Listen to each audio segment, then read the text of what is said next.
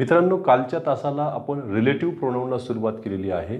तर आज आपण त्याचा पुढचाही भाग पाहणार आहोत. आज आपल्याला who, whom, whose, which, that, but, as यांचे उपयोग देखील पाहायचे. हे सर्व रिलेटिव्ह प्रोनाउन्स आहेत. बघूया.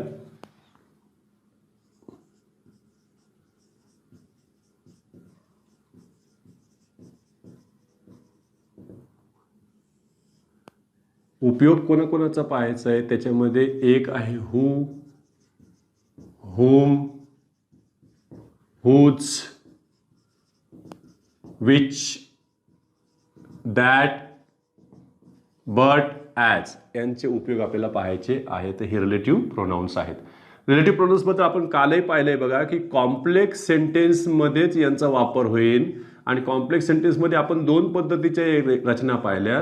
त्यातलं सुरुवात म्हणजेच काय की प्रिन्सिपल क्लॉज,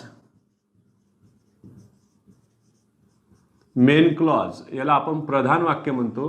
ह्या प्रधान वाक्यामध्ये सब्जेक्ट त्याचा स्वतःचा राहील, त्याचं वर्ब राहील झालं, आणि त्यापुढे येणारं एखादं ऑब्जेक्ट किंवा कॉम्प्लिमेंट यापैकी एक जण राहील. इथे येणारं नाउन किंवा प्रोनाउन यांच्याशी संबंधित. आता इथे काय येईल बघा बरं, रिलेटिव्ह प्रोनाउन येईल आणि क्लॉजला सुरुवात होईल. ज्याला आपण ॲडजेक्टिव्ह क्लॉज म्हणतो त्यालाच आपण रिलेटिव्ह क्लॉज देखील म्हणतो. ही एक पद्धत त्यांच्याकडे होती. आणि दुसरी पद्धत होती जी परीक्षकाच्या जास्त आवडीची आहे, ते म्हणजे प्रिन्सिपल क्लॉजचेच ते काय करतील, दोन भागात विभाजन करतील. त्यातला सगळ्यात पहिला भाग आहे नाउन किंवा प्रोनाउन, जो त्यातला सब्जेक्ट असतो. आणि याचा उर्वरित, ह्या प्रिन्सिपल क्लॉजचा उर्वरित भाग तो नंतर ठेवलेला असतो. लक्षात ठेवायचं. म्हणजे यामध्ये वर्ब वगैरे बाकीचे मेंबर ते घेतील. हाही प्रिन्सिपल क्लॉजचाच भाग आहे. दोन भागात त्याचं विभाजन करतील आणि दोन भागाच्या मध्ये इथं ठेवतील ते रिलेटिव्ह क्लॉज. याच्या सुरुवात झाली रिलेटिव्ह प्रोनाउनने. हा झाला याच्यातला ॲडजेक्टिव्ह क्लॉज किंवा यालाच आपण रिलेटिव्ह क्लॉज देखील म्हणतो. हेच जास्त आपल्याला अभ्यासायचं आहे. मग देखील लक्षात ठेवायचं की प्रिन्सिपल क्लॉजच्या एकदम शेवटच्या नाउन किंवा प्रोनाउन बद्दल माहिती देणार देखील रिलेटिव्ह क्लॉज असू शकतो, किंवा तो कर्त्यातील नाउन प्रोनाउन बद्दल माहिती देणार देखील क्लॉज असू शकतो. बघूया आपण त्यातला सगळ्यात पहिले आज आपल्याला हू वगैरे बघायचं आहे. सगळ्यात पहिले त्यातले त्यात पर्सनसाठी तुम्ही कोणतं वापरायचंय, नॉन पर्सनसाठी कोणते वापरायचे, दोघांसाठी तुम्ही कोणतं वापरायचं ते पण एक थोडंसं आपण पाहून घेऊ, नंतर एकेकाकडे जाऊया. बघा, पर्सनसाठी म्हणजे व्यक्तींसाठी तुम्ही कोणते वापरणार आहात, तर त्यातलं सगळ्यात पहिले हू. याचा अर्थ जो, जी, जे. लक्षात ठेवा. हू याच्यामध्ये सब्जेक्टिव्ह केसचं काम करणार आहे, म्हणजे सब्जेक्टचं काम करू शकते. त्याच्यानंतर येणारं आहे ते हुम, हे याच्यामध्ये ऑब्जेक्टचं काम करेल.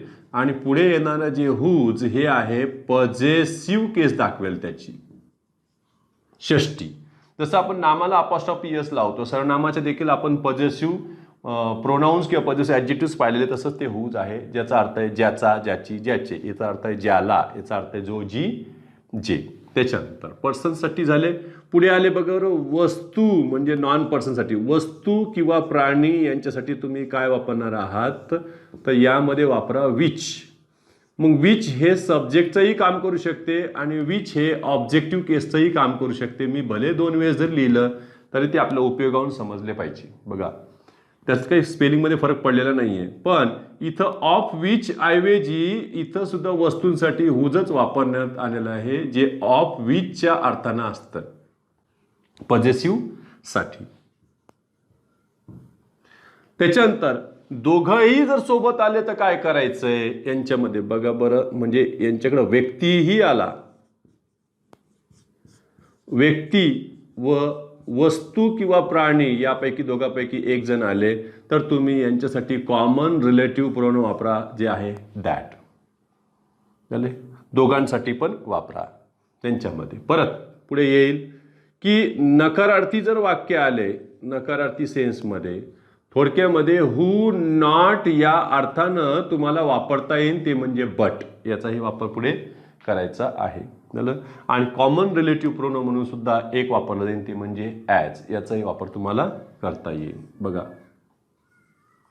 ॲज हे सुद्धा तुम्हाला कॉमन रिलेटिव्ह प्रोनाउन म्हणून वापरता येईल. तर यांचे सगळ्यांचे उपयोग आपल्याला पाहायचे आहेत. मग त्यातला आपल्याला सगळ्यात पहिले हूचा उपयोग आपण पाहणार आहोत. बघा मी इथे घेतलेलं बघा नाऊन किंवा प्रोनाऊन. हे नाऊन किंवा प्रोनाऊन कोणतं आहे तर प्रिन्सिपल क्लॉज मधला आहे आणि याच्याशी संबंध आम्हाला लावायचा आहे तो म्हणजे रिलेटिव्ह प्रोनाऊनचा. आणि ही सुरुवात राहील तुमची ऍडजेक्टिव्ह क्लॉजची. इथलं जर नाऊन किंवा प्रोनाऊन पर्सनच्या रूपात असलं, व्यक्तीच्या रूपात, आणि इथली रिकामी जागा रिलेटिव्ह प्रोनाऊनची असन आणि त्यापुढे जर क्रियापद आले असेल तर समजून जायचं की वाक्यामध्ये सुद्धा छोटेखानी वाक्य आहे ज्याच्यामध्ये क्रियापदाच्या आधी त्याचा स्वतःचा करता येईल. बघा या क्रियापदाच्या आधी सुद्धा इथं सब्जेक्ट येईल आणि इथं पर्सन असल्या कारणानं इथं वापर कोणाचा होईल हूचा. लक्षात ठेवायचं हे हू कोणाशी संबंधित आहे ह्याच व्यक्तीशी, म्हणजे याचंच पर्सन याचंच नंबर तोही धारण करण आणि पुढचं क्रियापद याच्याशी म्हणजेच याच्याशी संबंधित राहील. एवढं लक्षात ठेवायचं. बघा हे आपल्याला महत्वाचं आहे. बघा एक्झाम्पल त्यामध्ये the man dash is wearing a blue shirt is my uncle. कोणता व्यक्ती which man the man who is wearing a blue shirt. मग इथे काय घ्यायचंय आपल्याला बघा हे झालं इज विअरिंग वर्ब आहे. इथं तुम्हाला सब्जेक्ट घ्यायचं आहे. मग ते मुद्दाम करून तुम्हाला पर्यायामध्ये कधी हू देतील, हुम देतील, विच देतील आणि दॅटही देतील. तेही कमी नाही करायचे दॅट द्यायला. बघा पण इथं काय झालं पर्सन आलेलं आहे. इथं पुन्हा वर्ब आहे. वर्बच्या आधी सब्जेक्ट आहे. सब्जेक्टचं काम कोण करणार आहे इथं हू. हे करणार नाही. विच यायचा प्रश्नच नाही, दॅटचाही प्रश्नच नाही. चल एक दुसरे घेतले बघा आपण अशी एक टाईप घेतलेली बघा it is I who am घ्यायचं का इज घ्यायचंय ते तुम्ही ठरवायचंय. आता सांगा इट इज आय. मग आय हे इथं प्रोनाऊन आहे आणि ते नॉमिनेटिव्ह केसमध्ये आहे. याच्याशी संबंधित आलेलं हे हू हे देखील कोणत्या पर्सनमध्ये आहे ते पण क्लिअर करून घ्यावं लागेल. हे थर्ड पर्सनमध्ये आहे का तर नाही. हे ज्याच्याशी संबंधित राहील ज्या नाऊन किंवा प्रोनाऊनशी संबंधित राहील त्याचं ते पर्सन धारण करेल, त्याचं ते नंबर धारण करेल. म्हणजे याचा अर्थ हे फर्स्ट पर्सनमध्ये तर इथं हे सुद्धा फर्स्ट पर्सनमध्येच आहे. मग इथं तुम्हाला काय आपलं लागेल एम इज घेता येणार नाही. बघा it is I who am lazy. जर इथं यू असते तर आम्ही इथं काय घेतले असते आर घेतले असते. लक्षात ठेवा it is you who is lazy हे चुकलं असतं. It is you who are lazy हे याच्यातलं काय झालं असतं करेक्ट झाले असते. तर एवढा स्क्रीनशॉट काढून घ्या. नाऊन किंवा प्रोनाऊन याच्याशी संबंधित असणारं हे रिलेटिव्ह प्रोनाऊन संबंधी वालंच आहे. इथे आत्ताच आपण एक नंबरला पाहिलं की इथं व्यक्ती आले, पर्सन आले आणि इथली रिकामी जागा आली आणि इथे पुढे क्रियापद आले. क्रियापद आल्यामुळं इथला हा सब्जेक्ट होता, कर्ता होता, सब्जेक्टिव्ह केसमध्येच पाहिजे म्हणजे इथं हू वापरले गेले. हे झालं पहिलं एक नंबरचं. चला दुसरे परत इथे पर्सनच आले, व्यक्ती आले, इथली रिकामी जागा आलेली आहे रिलेटिव्ह प्रोनाऊन भरा म्हणून आणि पुढे याच्यात तुम्हाला दिसेल कर्ता म्हणजे सब्जेक्ट आहे त्याच्यामध्ये परत सकर्मक क्रियापद देखील आढळते. म्हणजे हे ऍक्शन वर्ब असणारे लक्षात ठेवायचंय. मग हे ऍक्शन कोणावर तरी करणार आहे तर त्याचा इथं कर्म नाहीये. कर्म हाच इथला हा नाऊन असतो तोच त्याच्यातला कर्म मानलेला आहे. म्हणून इथं ऑब्जेक्टिव्ह केस मधलं काय वापरलेलं आहे हुम याचा वापर इथं होईल. यांच्यामध्ये समजा एक्झाम्पल घेतले the man dash I met yesterday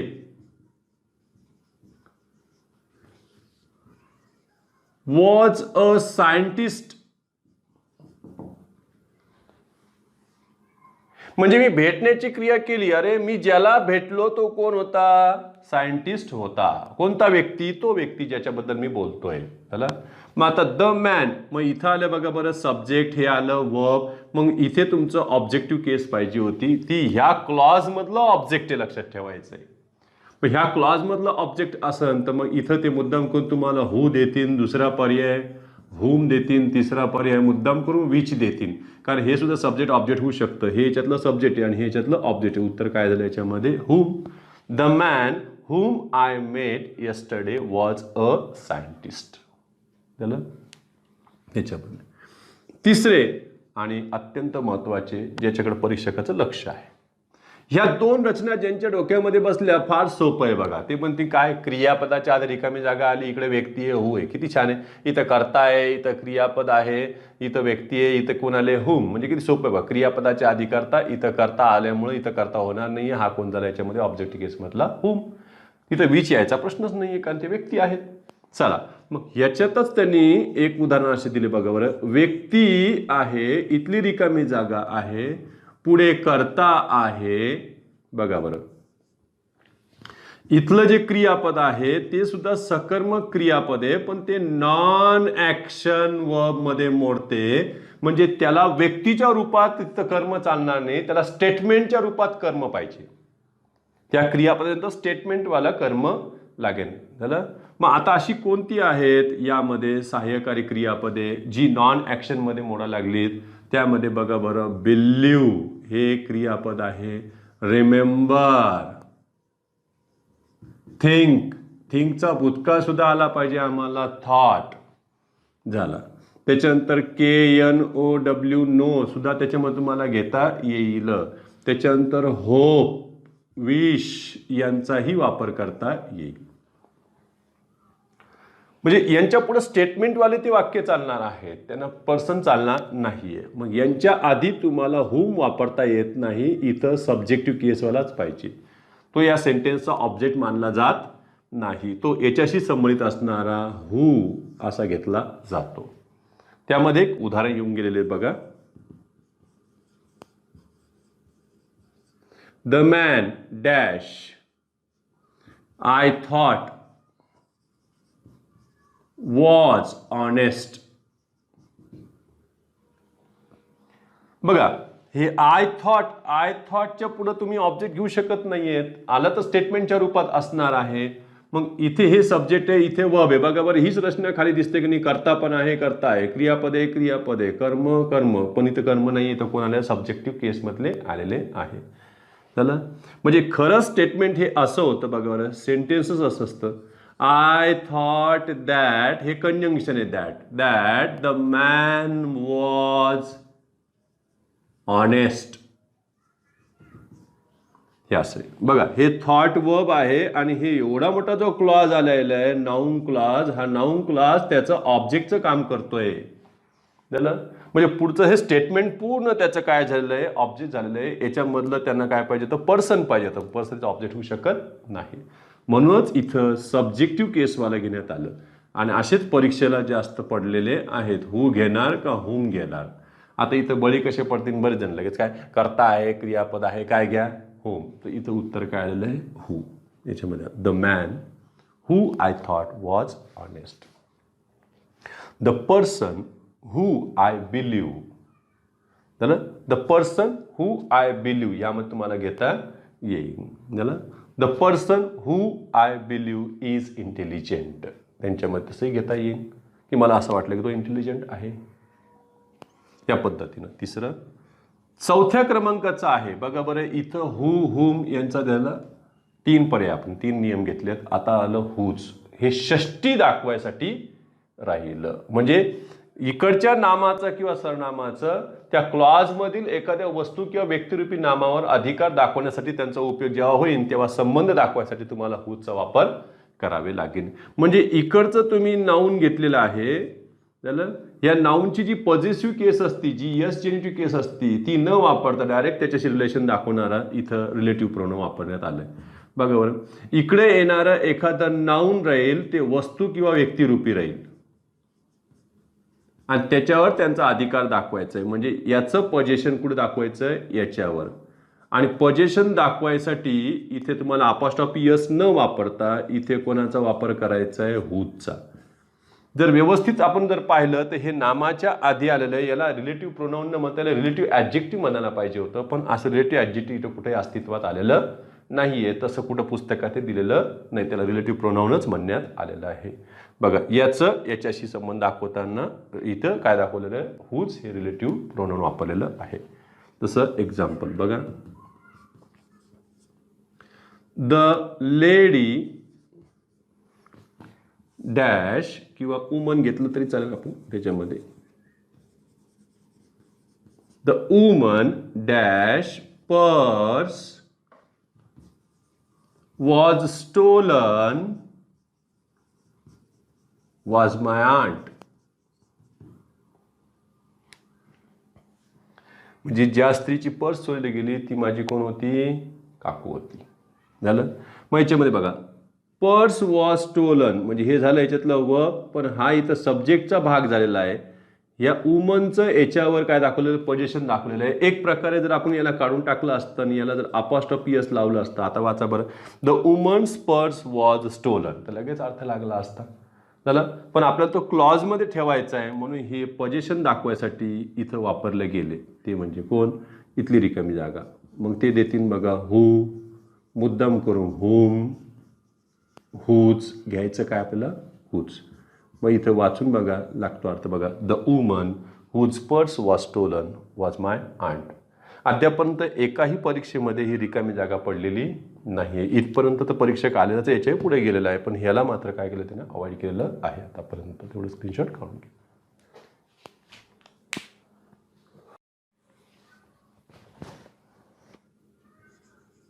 इथलं नाऊन आता जर तुम्हाला व्यक्तिरूपाच्या ऐवजी वस्तू रूपात जर आढळले बघा, नॉन पर्सनमध्ये वस्तू किंवा प्राण्याच्या रूपात आढळले तर तुम्ही इथं काय वापरणार, विच. आता इथं येणारं जे विच आहे ते सब्जेक्टिव्ह केसमध्ये किंवा ऑब्जेक्टिव्ह केसमध्ये जरी असले तरी ते आपल्याला शोधावे लागेल. जर याच्या बाजूलाच वर्ब असेल तर समजायचं हे सब्जेक्टिव्ह, वर्ब नसेल तर आपण काय करू, त्याला ऑब्जेक्टिव्ह केसमध्ये घेऊन टाकू. बघा एक्झाम्पलमध्ये लगेच ते क्लिअर होऊन जाईल. देअर इज अ टेबल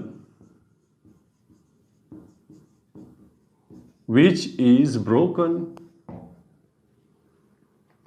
आता याच्यामध्ये बघा मी विच वापरलेला आहे, इथं टेबल काय आलेलं आहे, वस्तू रूपामध्ये आलेलं आहे आणि मी त्याच्यासाठी घेतलं विच. आणि हे सब्जेक्टिव्ह केसमध्ये कसं काय, इथं इज काय झालेलं आहे, वर्ब आहे. मग परीक्षे मुद्दाम पर्याय देतील ते तुम्हाला, हू देतील, विच देतील, दॅट देतील, असे ते करत राहतील. एक दुसरं त्याच्यामध्ये please bring me the hat which I bought yesterday.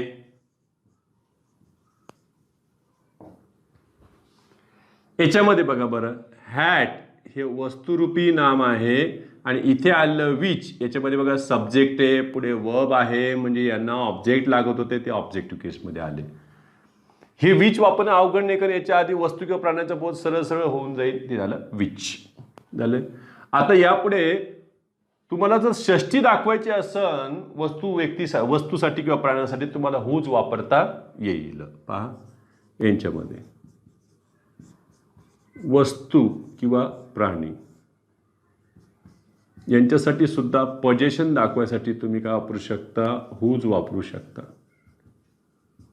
यांच्याही पुढे नाऊन येईलच ज्यांच्यावर त्यांचं पोझिशन आहे. म्हणजे याला ऑफ जेनेटिव्ह न वापरता काय घेतलं, डायरेक्टच ऑफ विच न वापरता हुजचा वापर झाला. बघा, a triangle dash 3 sides are equal is called equilateral. Equilateral triangle. तिन्ही बाजू कशा आहेत, इक्वल आहेत.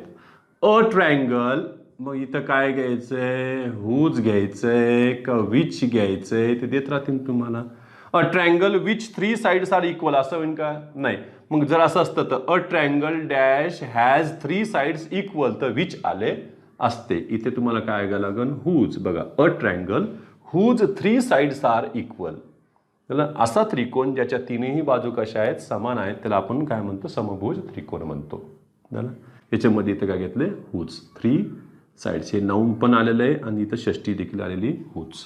ही पद्धत आहे यांची, हुज आणि विथचा वापर.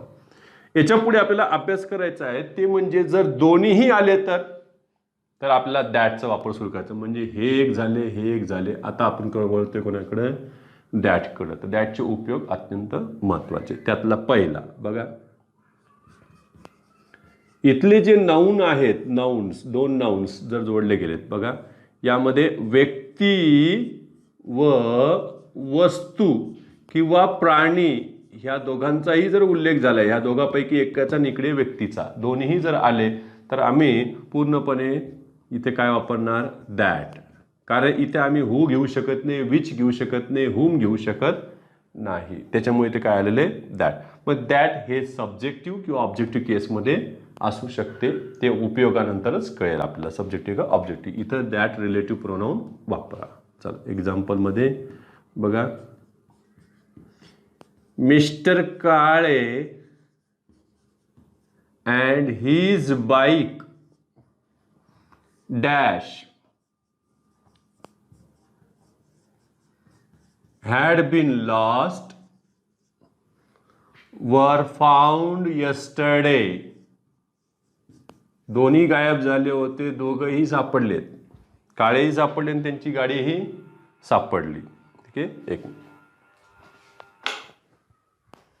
Mister Kale and his bike dash. मग ती काय करते, अरे हॅड बीन लॉस्ट हे याच्यातलं वर्ब आहे, म्हणजे इथं कोणती केस पाहिजे, सब्जेक्टिव्ह केस पाहिजे. ते मुद्दाम करून तुम्हाला पहिलं विच देतील, दुसरं हू देतील, तिसरं ते दॅट देतील. काय कारण आहे याच्या मागचं? सगळ्यात पहिले विच का दिलं, कारण इथे बघा, Mister Kale and his bike. बाईकला पाहून लगेच काय घेतील काही जण, विच तर काय मध्ये नाही, बाईक महत्वाची नाही. काय इथं काळे महत्वाचे आहेत, काळेसाठी काय घेतील, हू. ते पण नाही, इथं दोघंही महत्वाचे आहेत. बघा बरं, मग इथं काय आलं, दॅट हे आले त्याच्यामध्ये वापर झालं. दोन्ही असतील तर काय घ्या, दॅट. उद्या असं येईल, the lady and her dog that had been lost were found yesterday. दोघंही सापडले. The lady and her dog, ते वेगवेगळे अँटीसेडंट आहे. अँटीसेडंट म्हणजे त्या रिलेटिव्ह प्रोनाऊनच्या आधी वापरले जाणारे नाऊन किंवा प्रोनाऊन, त्यांना अँटीसेडंट म्हणतात, आधी येणारे शब्द. ठीक आहे, तेवढं स्क्रीनशॉट काढून घ्या. दॅटबद्दल आत्ताच एक पाहिलं आपण, ते म्हणजे नाम, व्यक्ती, वस्तू किंवा प्राणी यांच्यापैकी कोणीही असो, दोन्ही असले तरी आपण काय घेतले इथं, दॅट. ते सब्जेक्ट ऑब्जेक्ट दोन्हीमध्ये काम करू शकते सब्जेक्टिव्ह केसमध्ये. दुसरे आणखीन एक महत्त्वाचं आहे, दॅट कुठे येईल बघा,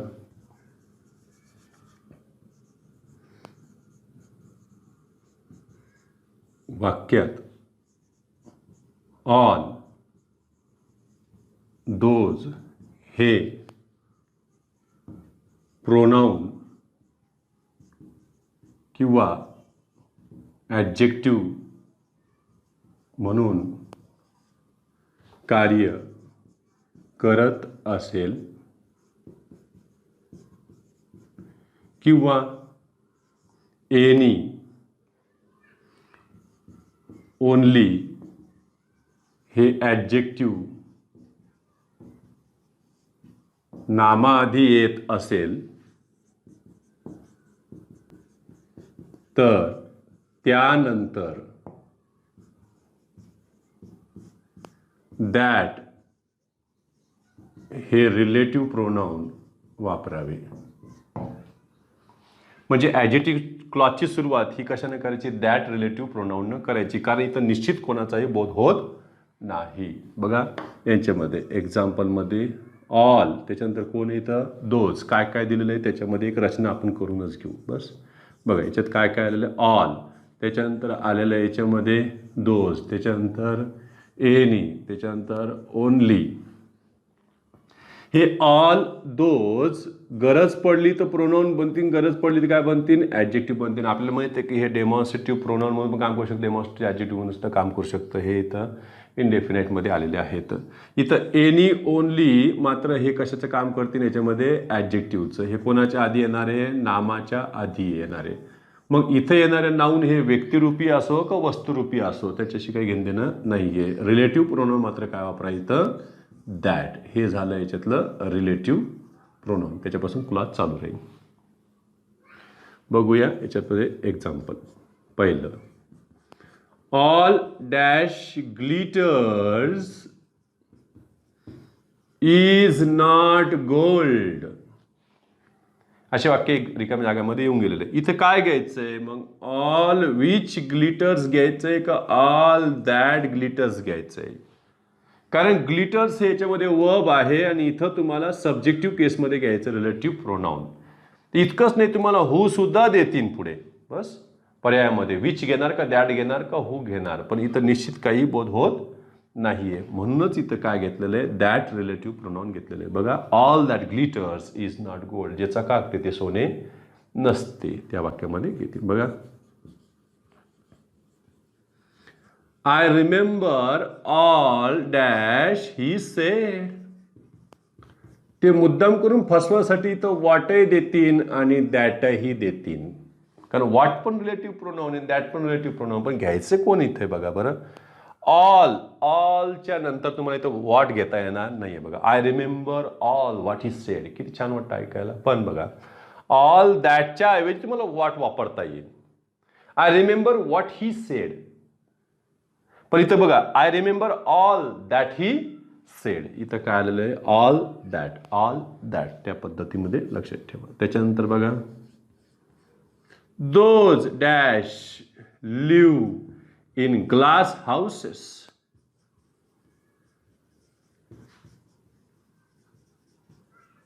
शुड नॉट थ्रो स्टोन्स.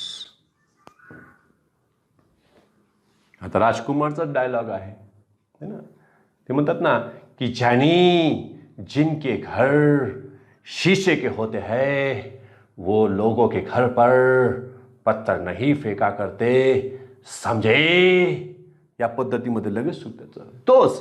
पण याचं प्रोनाउन्सिएशन मध्ये बघा बरं, दोज दॅट घ्यायचंय का दोज हू घ्यायचंय का दोज विच घ्यायचंय. त्याच्यामध्ये घेतलंय बघा, those that live in glass houses should not throw stones. याच्यामध्ये प्रोनाउन्सिएशनला पण ते सोपे येते, दोज दॅट. त्याच्यात बघा पुढे याच्यामध्ये ऑल पण आले, दोज पण आले. उदाहरणार्थ पुढे बघा, you may use any book. बघा इथं नुसतं बुक नाही, you may use any book dash you like. तुला जे आवडतं ते घे. मग ते मुद्दाम करून तुम्हाला पहिलाच पर्याय विच देतील, दुसरा पर्याय दॅट देतील. दोनच पर्याय आहेत. विच का घेतील काही जण? काही ना एवढंच माहिती आहे की काय, व्यक्ती आले की हो घ्यायचे, व्यक्ती नसले की विच घ्यायचे. एवढं डोक्यामध्ये बघा काही जणांच्या. बुक, पण बुकच्या पण आधी कोणी इथं एनी बुक, अ बुक. त्याच्याच अर्थाने बघा एनी बुक. इथं काय आलेलं आहे? That. You may use any book that you like. Number 5, this is the only book dash I want. मग विच आय वॉन्ट का दॅट आय वॉन्ट. त्याच्यामध्ये परत कोणाला? दॅट. त्याचं कारण काय? बुकच्या आधी कोणाला इथं ओनली हे ॲडजेक्टिव्ह आलेले आहेत. तर एवढा स्क्रीनशॉट काढून घ्या.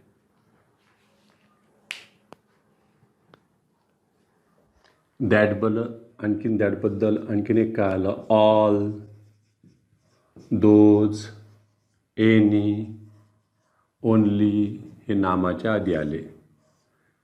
तर परत कोण आले यांच्याकडे? Relative pronoun that. आता आणखीन एक दॅट बाकी आहे, ते म्हणजे काय बघा बरं.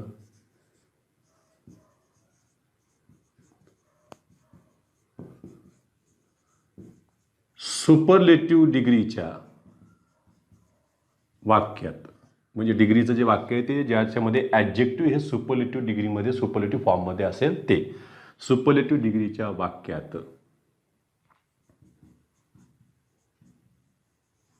नामाआधी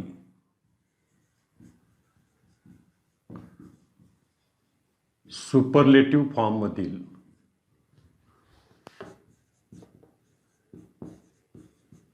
विशेषण आल्यास आता हे कसं येईल, विशेषणाला EST प्रत्यय लागेल किंवा विशेषणाच्या पहिल्या रूपाच्या आधी मोस्ट हे ॲडवर्ब वापरलेले असेल, हे नामाच्या आधी येतील. बघा सुपरलेटिव्ह फॉर्ममधील विशेषण आल्यास त्या नामानंतर दॅट हे रिलेटिव्ह प्रोनाऊन वापरावे. महत्वाचं आणखी, परंतु ॲडजेक्टिव्ह किंवा रिलेटिव्ह क्लॉजमधील क्रियापद हे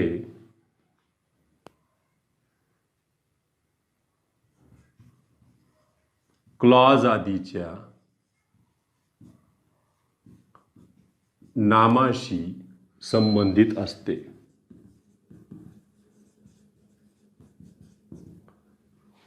हे महत्वाचं याच्यामध्ये. एक म्हणजे एक तर सुपरलेटिव्ह डिग्रीतलं तुम्हाला वाक्य ओळखता यायला पाहिजे, ते म्हणजेच काय, सुपरलेटिव्ह फॉर्म बघा ॲडजेक्टिव्हचा, त्याच्यामध्ये ते कळेल.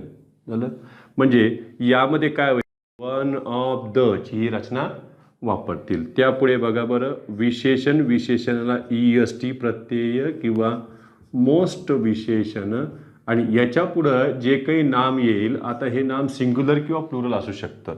जर वन ऑफ नसेल तर हे सिंग्युलर नाऊन असेल, आणि वन ऑफ द असेल तर हे नाऊन प्लुरल असेल. म्हणजे हे नाऊन सिंग्युलर किंवा प्लुरल असू शकते. इथे आता रिलेटिव्ह प्रोनाऊन कोणते वापरायचे जर क्लॉज सुरू करायचा असेल तर, जर हा सब्जेक्टिव्ह केसमध्ये असेल तर इथं रिलेटिव्ह प्रोनाऊन काय वापरा, दॅट. फक्त कोणामुळे घेतलंय आपण, याच्यामुळं हिंट मिळाली आम्हाला ती, की नामाच्या आधी काय आलेलं आहे, इथं सुपरलेटिव्ह फॉर्ममधलं ॲडजेक्टिव्ह आलेलं आहे. इथं काय घेतलं आपण, दॅट. झालं. हे दॅट सब्जेक्टिव्ह केसमध्ये असेल तर याचं जे वर्ब आहे ते वर्ब कोणाशी संबंधित आहे, इथल्या नाऊनशी. म्हणजे सिंग्युलर आहे का प्लुरल ते तुम्ही ठरवा त्याच्यानंतर. ठीक आहे. बघा याच्यामध्ये उदाहरण घेऊया आपण. Daulatabad is one of the best forts. आता फोर्ट्सचा अर्थ इथं किल्ले, लक्षात ठेवायचं. आणि किल्ले म्हटलं की सगळ्याला माहिती हे वस्तू रूपामध्ये आहे, तर वास्तूच आहेत एक प्रकारच्या. मग फोर्ट्स आणि त्यांनी पुढे रिकामी जागा टाकलेली आहे, ही आहे प्रोनाऊनची जागा आणि ही आहे वर्बची जागा. बघा, डॅश डॅश बीन प्रिझर्व्ड.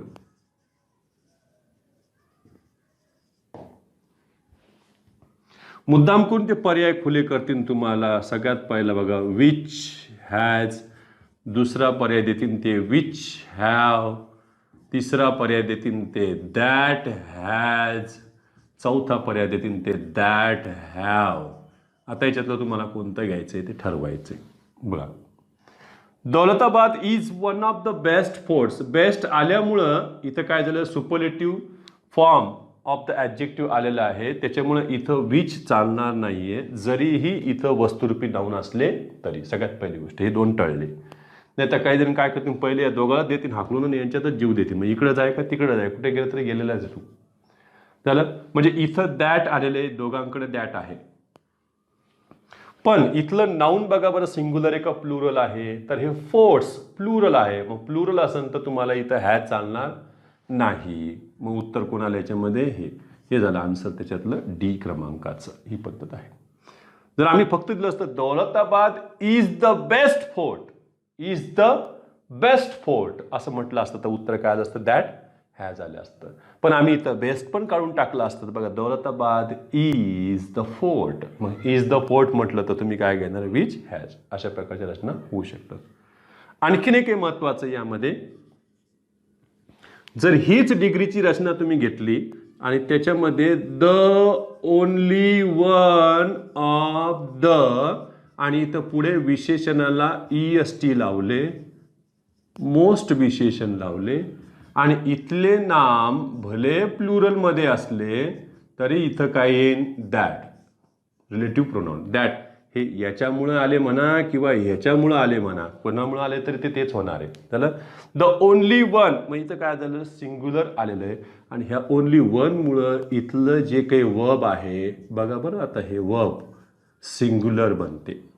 कोणामुळे, इथल्या वनमुळे. बघा, तर हीच रचना मी अशी घेतली असती, Daulatabad is the only one of the best forts dash dash रिकामी जागा परत been preserved. परत आम्ही तुम्हाला पर्याय, आता मी 4 देत नाही बसत, वरचे फक्त एवढंच लिहितो, दॅट हॅव, दुसरं देतो दॅट हॅज. आता तुम्हाला इथं दॅट तर घेण्याचे बेस्ट आलेलं आहे, इकडे काय आलेलं आहे, ओनली आलेलं आहे दॅट, आणि वनमुळं काय आलं इथं हॅज. हे झालं इथं आन्सर. एवढं स्क्रीनशॉट काढून घ्या. आता आलेलं आहे बट आणि ॲज, हे दोनच बाकी आहेत, पाहूया त्यांच्याबद्दल.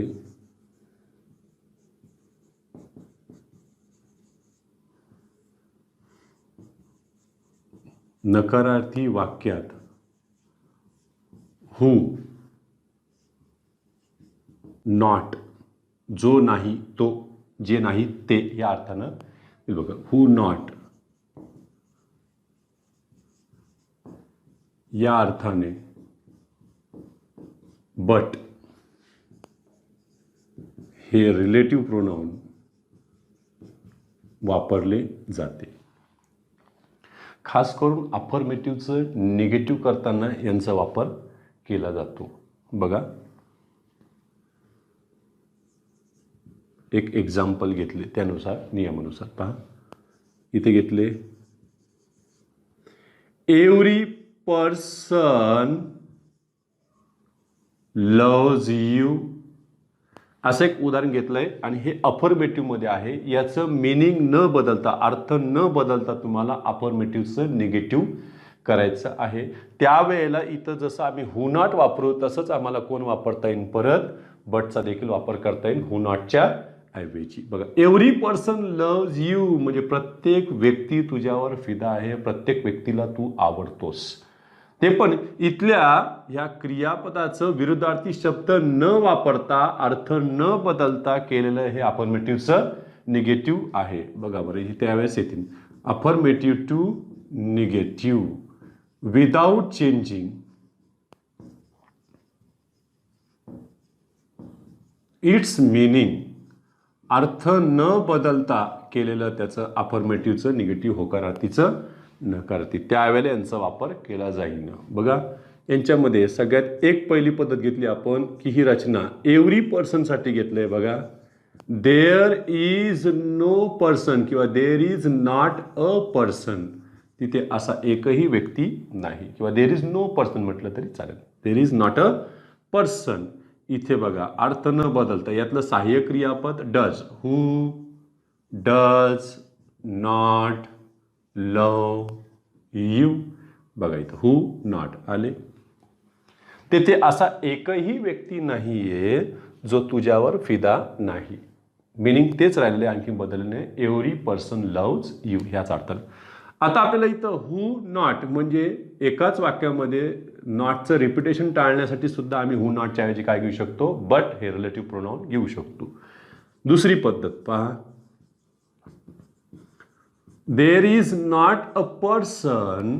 इथे बघा, हूच्या ठिकाणी घेतलंय मी इथं बट, हे रिलेटिव्ह प्रोनाउन. हे डज परत कशामध्ये गेलंय, लव मध्ये, नॉटची काही आवश्यकता नाही. हू नॉटच्याच अर्थानं काय घेतलेलं इथं आपण बट. मग इथं बघा, बट लव्ज यू हे झालं याच्यामध्ये रिलेटिव्ह प्रोनाउन. लक्षात ठेवायचं. उद्या चालून जर असेच वाक्य त्यांनी दिलं आणि याला अंडरलाईन करून शब्दाची जात ओळखा म्हटलं तर हे पहिलंच पर्याय ते तुम्हाला कंजंक्शन देतील, कारण आपल्याला माहिती की बट आल्या गेलं का कंजंक्शन ह्याच्यामध्ये येत असते, पण इथं कोण हे रिलेटिव्ह प्रोनाउनचं काम करतंय. बघा बरं, आणखीन एक एक्झाम्पल देतो. बघा, there was not a soldier dash fought bravely.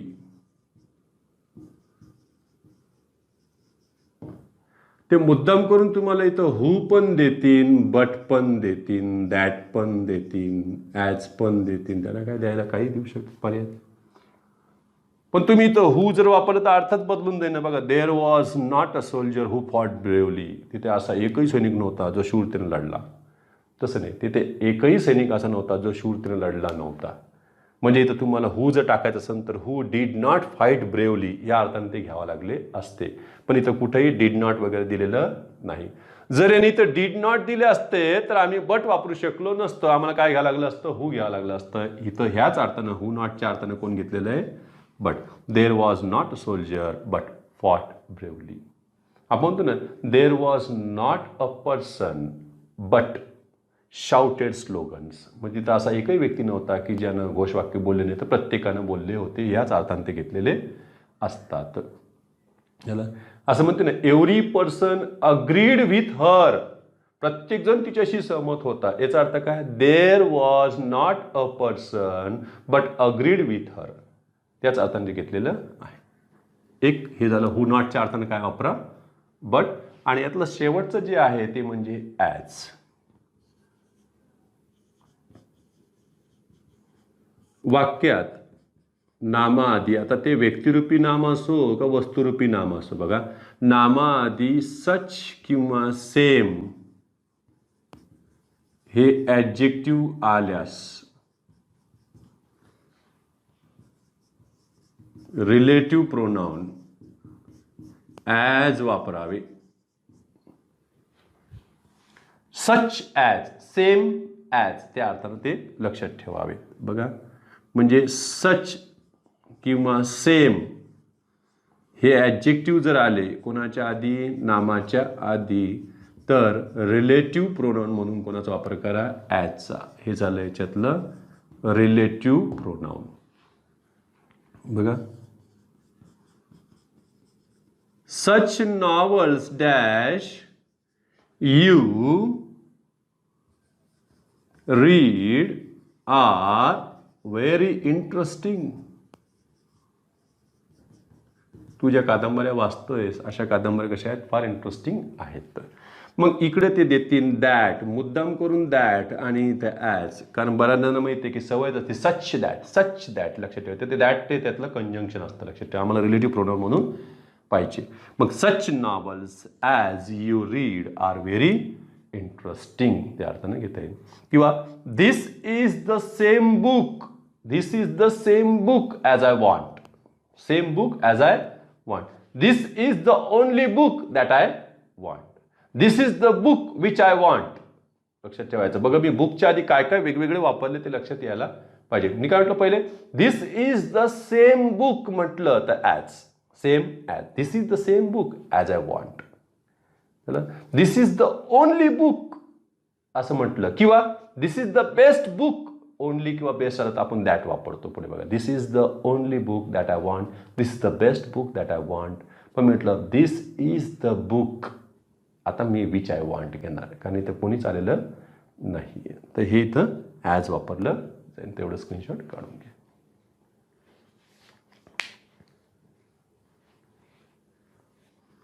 शेवटचे जे आहेत बघा, काही रिलेटिव्ह प्रोनाउन असे आहेत ज्यांना नामाची आवश्यकता नाही. बघा नाम किंवा सरनामानंतर त्यांना वापरलं जात नाही. वॉट, व्हॉटेवर, हुएवर या नामाआधी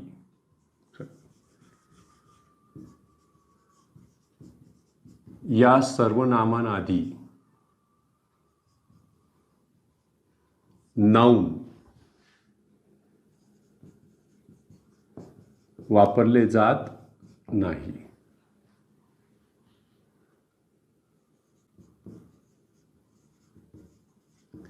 या रिलेटिव्ह प्रोनाउनने सुरू होणारा क्लॉज मात्र नाउन क्लॉज म्हणून ओळखला जातो. कारण ते सरळ सरळ ज्या नामाशी संबंध दाखवणार होते त्याच नामाच्या ऐवजी त्यांचा वापर झालेला असतो त्या क्लॉजचा, म्हणून यांनी तिथं नाउन क्लॉज म्हणून त्याचा परिचय करून दिलेला आहे. बघा यामध्ये जे व्हॉटेवर जे आहे ते कोणत्या अर्थानं आलेलं आहे. समजा तुम्ही इथे घेतलं बघा, एनी पर्सन साठी घेतलं, किंवा एनी पर्सनला आपण जसं इथं दॅट वापरतो, जसं एनी आलं की आपल्याला माहिती आहे दॅट येतं, पण इथं दॅट हे रिलेटिव्ह प्रोनाउन, इथं हे एनी ॲडजेक्टिव्ह, हे नाऊन, हे पूर्ण संचच वगळून यांचीच जागा इथं कोणी घेतली, हू एव्हरनं घेतली. हू एव्हरला आपण म्हणतो ना जो कोणी, या अर्थानं. आणि हिचं जर पर्सन काढून जर मी इथं थिंग घेतले बघा, एनीथिंग दॅट, काही जण एनिथिंग घ्यायच्या ऐवजी ऑल दॅट असं जर घेतलं असतं तर याच्या ऐवजी आम्हाला वॉट किंवा वॉट एव्हर हे प्रोनाउन वापरता येईल. आपण ज्याला म्हणतो ना जे काही किंवा जे काय असेल ते सेंटेन्समध्ये, म्हणजे यांना वगळूनच त्यांना वापरण्यात आलेलं आहे सरळ सरळ. ती देखील रिकामी जागा येऊ शकते. बघा उदाहरणार्थ,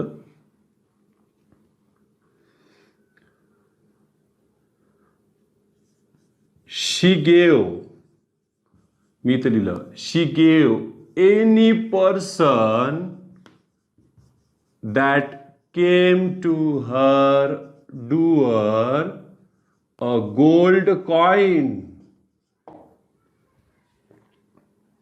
जो कोणी व्यक्ती तिच्या दारावर आला त्या प्रत्येकाला तिने काय दिलं, गोल्ड कॉइन दिलं. म्हणजे सेंटेन्सचे भाग बघा ना, हे झालं वर्ब, हे झालं याच्यातलं सब्जेक्ट, हे एवढं मोठा इथं झालेलं आहे, आणि हे झालेलं आहे याच्यातलं ऑब्जेक्ट, हे पण याच्यातलं ऑब्जेक्टचं काम करेल.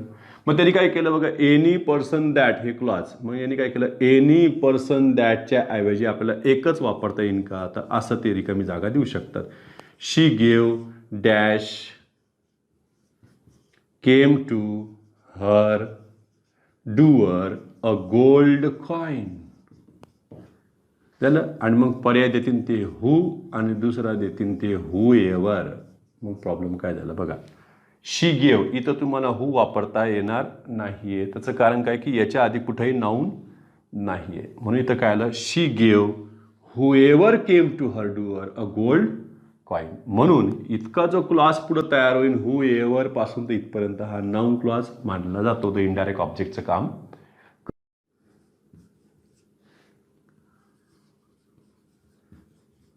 शी गेव मी एनीथिंग